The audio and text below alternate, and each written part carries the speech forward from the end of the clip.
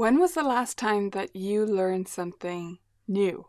If you're a teacher, I think it's essential that we keep trying to learn new things, and especially not just new things within our particular industry or our specialty, but outside of it, broadening our perspectives and keeping ourselves involved in that learning experience. One of the low stakes things that I learned last year, end of last year, beginning of this year, is I learned how to knit. I knew how to knit a little bit, to be fair, but not really. I had done, the basics when I was in school. I probably could have remembered how to make a stitch when someone had already cast on for me. But I decided to properly learn to knit and commit to it over my winter break, my Christmas break last year. And the year before, I had learned how to crochet, which gave me a new perspective on knitting and a new determination to give it a go. But I don't really want to talk to you about knitting today. I'm just using that as an analogy for some of the things that we can learn from being in this new learning process, and from knitting specifically, that we can then apply to our teaching. Now, before I go any further, I want to address the grey elephant in the room, which is this item. I did not knit this. I'm not that good yet. This was knit by my wonderful mother-in-law, and it's beautiful and it's cozy and I love it. I did not knit it myself. So I have 5 lessons for you today, and the first one is that you need time and focus, especially at the beginning of something new. So I mentioned that I learned to crochet one year and then knit the next year over my Christmas break. And this is partly due to my determination to actually take a break over Christmas, because it's the one time of year when my online business and my teaching and everything, it's pretty quiet. I'm still on the line for any possible website emergencies, but in general, I'm not really needed. So I'm very determined to take those 2 weeks off every year in recent years, and it helps me to have a project to focus on that again is kind of low stakes. If I wasn't successful learning to knit, that's okay. Nothing's relying on it. But I did have that time and that space to focus. And I think that's really important at the beginning of trying something new. If you've ever tried to learn a new thing when you're in kind of a panic state, when you need to know this thing right now, it's a very different experience to when you're just learning it because you want to learn it, right? Now, how does this apply to piano lessons? I think we can pick up on this in piano lessons. There's this newness energy that a lot of students and parents have when they first start lessons. We need to either instill that or use it to its best advantage. So some parents and students come in with that newness energy, and they're most involved in our lesson environment, in the process, right at the beginning, especially the parents, right? When piano lessons are new, they're focused on, okay, how do I help my child with this? How do I support them? What are all the new things I need to learn about and do? And they therefore usually make a little bit of extra space in their lives. Maybe not enormous amounts, but a little bit. This is our opportunity when they're in that brand new thing state to grab that attention. This is why things like a student not having a good keyboard or piano at the beginning of lessons end up being such a big deal. Because if I let a student start lessons before they get a reasonable instrument, before they have anything to practice on, and let's say the parent means to, but doesn't manage to get them that instrument for the first month, I've lost that. You can't get that back. That oh my gosh, everything's so new, everything's exciting. I'm not saying they'll never practice or they'll never be successful. Of course they can and could be. But we've missed an opportunity. We've missed a chance to get started on the right foot. This is the same reason why sometimes teachers, including teachers who work here, are tempted to not really give any assignments the first week or two. Like they won't put anything in their Vivid Practice account, which is our practice app that we use, or they, will try to go easy on them. That's the opposite of what we should do. We should give them something to be excited about and to practice right away so that they can develop the routine of practice. We shouldn't give them something super challenging right at the beginning. It should be easy and doable and something they'll be really successful with at home, but they do need something to do so that they can get that practice routine going when they're the most enthusiastic about getting the practice routine going. So that's lesson number 1, the energy of a new hobby, how we can use it for ourselves, and think about trying to make the most of it for our students. And if they don't have it, we need to try and generate some of that, because if they're not excited in the beginning, oh my gosh, we might have a big uphill battle ahead of us. Lesson number 2 then, you need to plateau to make learning stick and then up level. So in knitting, this looks like learning one basic stitch, how to do a basic cast on, a basic stitch, and then a cast off. And you need to either do a project or just do practice squares or something with just that, just the knit stitch, for example, for a while until you feel a bit comfortable with it and ready for a new challenge. And then when you add something new, the purl stitch, you need to get comfy with that and then add a new challenge. Then you might learn ribbing, then you might apply that in different ways or learn how to decrease and increase, etc. But you need some kind of step-by-step process, and you need time at each level to condense that knowledge. And that's the thing we often make the mistake about in piano. Sure, some students can learn a new concept on every single piece they learn and have it stick because they're just very focused and they have great attention to detail, or they drill it at home, or whatever the case may be. But most students, to be comfortable with the learning process, need to learn about the thing and then get lots of practice with just that thing and feel successful with it before we add another new thing. And this is where method books can be helpful, but we also need to be aware of where the holes are in them. Some method books, it feels like they do introduce something new on every second page. And the new thing might not be enormous. In fact, they maybe could have put it all on one page and then reinforced it for several pages, but it can feel overwhelming. So being aware of that with our students, of where those pitfalls are, maybe in the method books we use or the way that we teach, and having a feeling for, does this student need to plateau? We use that word negatively, but I've used it intentionally here to mean, hey, there's nothing wrong with it. Let's imagine we're climbing a mountain, right? We go up a little bit. We would be very grateful if we got to go across for a little bit before going up a little bit again. You know?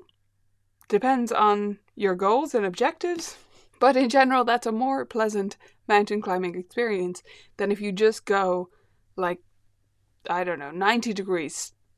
90 degrees would be impossible. 45 degrees straight up the whole time, right? If we just have this constant incline and we're just going against it, going against it. We might put up with that climbing a mountain because it might only be, an hour or two of our lives and we feel great at the top of the mountain. But now imagine doing that for months in the realm of piano studies. We can't always feel like we're pushing the boulder up the hill. Sometimes we have to feel like we get to go on easy street for a little bit and enjoy the skills we already have.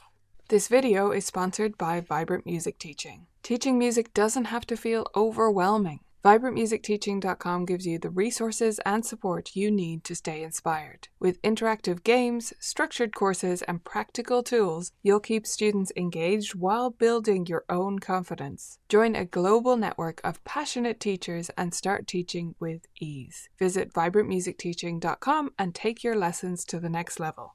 Lesson number 3 is to know yourself. In the case of piano teaching, know your students. So when I was beginning to knit, I followed a tutorial to learn the basic stitches, did some practice of them. Then I tried straight away a project for a fingerless glove, like a sleeve thing, a wrist warmer. Most of the advice I was reading online was telling me, do a scarf first, do like a garter stitch scarf. But I felt, I get it. And also, I don't mind if these wrist warmers go wrong. And I kind of get what they're talking about in the tutorial and I'm just going to go for it. And then after those, where did I go? I did a little bit more practice just with spare wool I had lying around of some things I needed to practice with. From there was like, right, I'm going to start my first jumper, or sweater for those on the other side of the Atlantic. I'm going to start my first jumper and just go for it. And again, if you read the advice, it'll say, okay, do this and do that and do that. And, it'll have a lot more steps before they get to, and now try your first jumper. But for me, I know myself pretty well. And I know that I wasn't going to be bothered by it. Not that I was going to do it perfectly. That mistakes wouldn't bother me that much. And if the jumper didn't turn out like anything, that would be fine by me. But I wanted to just go for it. So that's what I did. And in the world of piano, that's about knowing ourselves when we're talking about our own projects and commitments. For our students, knowing them and what level of challenge is right for them. Sometimes we can jump ahead. Sometimes we have a student come to us and they say, I just really want to play whatever. The theme from Amelie. Whatever the case may be. And they're nowhere near that level. But they're not so far from it that it's impossible for them to play. And we're thinking, hey, should I let them go for it? Now, in many cases, especially if a student is a little bit older, I'll put it back to them. Listen, you could learn this right now. It's going to feel really challenging, and it's going to take you about this amount of time if you practice every day, right? So a lot of the time I put that back on them. But that's not always a bad thing, jumping up several levels. It doesn't mean they know everything in between, or we don't need to go back over some stuff, and we don't need to do pieces below that level ever again. It's not like they've actually skipped ahead. But if that's what's going to feel satisfying to them, if that's what they really want to do, just like what I really want to make is a jumper, because I don't really wear scarves, so it's a waste of my time, it feels like. Let's let them jump ahead and let's see how it goes, right? So we need to know what level of challenge is right. And that's a big example for a student who wants to jump up several levels, but quite often it's a case of just us planning the repertoire and the material and saying, this student isn't being challenged enough, I can just feel it. Or this student is being too challenged, right? Going back to our previous point, we need a plateau here. We need to do some lateral moves, as we often call them, right? So to do some extra books and repertoire that are at this level before we go on to the next level, to condense that learning further. Lesson number 4 from my knitting journey so far is to try not to bake in mistakes, because it's a lot slower to undo them. And this is a lesson for us in our own practice and also for our students' practice. I mentioned that I started learning crochet a year before I learned to knit. And one of the things that's really appealing about crochet is if you make a mistake, you can just undo it. You can just pull out the yarn and do it again. And you just pick up where you left off, where you were several rows back or however far back you need to go. And sure, you've lost that time, but who really cares? It's your hobby. And you can just pick it up again. It doesn't really take any extra time to undo it. It's literally like this. And then you can go back to wherever you want to go back to. Knitting is not like that. If you need to undo your knitting, especially when you're a beginner and you're not very good at re-picking it back up, it's quite a process to undo it, and you might end up making more mistakes along the way of undoing it that were maybe bigger than the mistake you were trying to fix. I think this has a lesson for practice. Not for telling students they shouldn't make mistakes. Absolutely, they should be okay with making mistakes. That's how we learn. But we shouldn't make reckless mistakes. We shouldn't make mistakes that are unnecessary. So we shouldn't have constant errors in our pieces just because we're moving too fast and breaking things.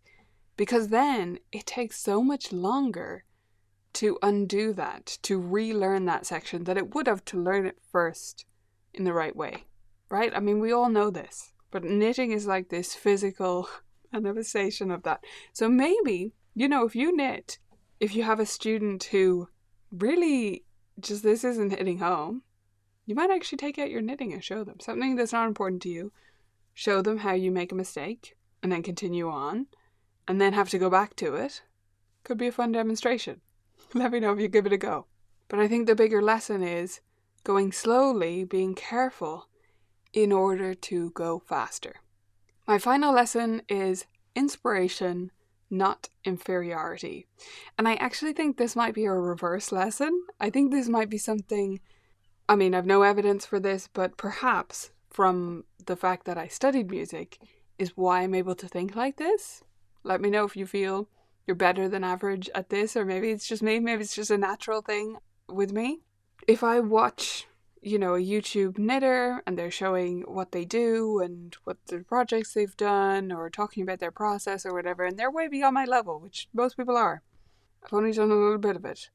I don't feel inferior to them. That doesn't make me feel bad about myself. It never bothers me. I'm just inspired by what they're doing, or I learn and pick up things by being kind of immersed in what they're talking about, which is why I enjoy watching the videos, because they're chatting away and you start to become comfortable with the terms, which helps you, read patterns and understand what's going on when you've done something wrong or whatever the case may be. But none of that comes with negative emotions for me. And again, I think maybe this is a reverse lesson. Maybe I learned that resiliency from music. I don't know. But it is extremely important in music as well. When our students are looking at people who are further ahead on the musical journey than they are, or learning repertoire that is more advanced, they're not inferior to them. They're not lesser. It should be just fun and inspiring to see people doing something cool with music. And you're doing your own thing. And if we can help our students to think like that, and if we can think about like that about our own music making and our own teaching, I think we'll all be so much better off. Those are my lessons from knitting. Let me know what hobbies or interests or maybe languages even you've taken up recently, what you've been learning about, how it's affected your teaching. I'd love to hear from you.